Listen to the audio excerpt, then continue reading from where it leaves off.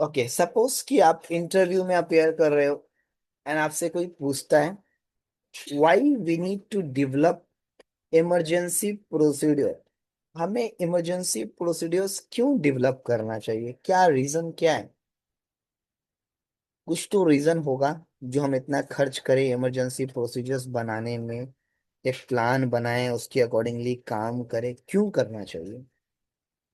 So you must answer properly accordingly by following the questions. You have to answer properly that we should develop emergency procedures because in case of emergency could be anything: fire explosions, poisonous gas release, vandalism, flooding, riots, terrorist attack. It could be anything. So suppose if such emergency arise, so no one will be there. If will not, will not get enough time, will not get enough time to prepare ourselves at that time. So we will not be able to arrange our peoples to provide them trainings, what to react, how to react during that times.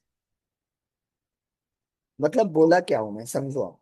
बोला ये हूं कि अगर मुझसे कोई सवाल पूछेगा कि आपको इमरजेंसी प्रोसीजर्स या हमें इमरजेंसी प्रोसीजर्स क्यों बनाना चाहिए, क्यों बनाना चाहिए, तो आपका जवाब होना ये चाहिए कि सपोज करो साइट पे कोई इमरजेंसी आता है किसी भी तरह का,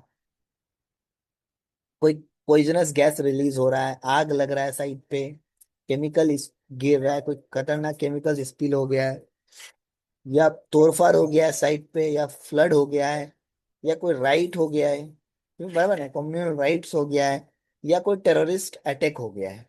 ठीक है, तो सर जब ये अगर ऐसा सिचुएशन आता है, ऐसा इमरजेंसी आता है, तो हम थोड़ी ना सारे वर्कर्स को एक जगह खड़ा करेंगे, देखो ऐसा इमरजेंसी आ गया है, देखो अब हमें क्या करना है।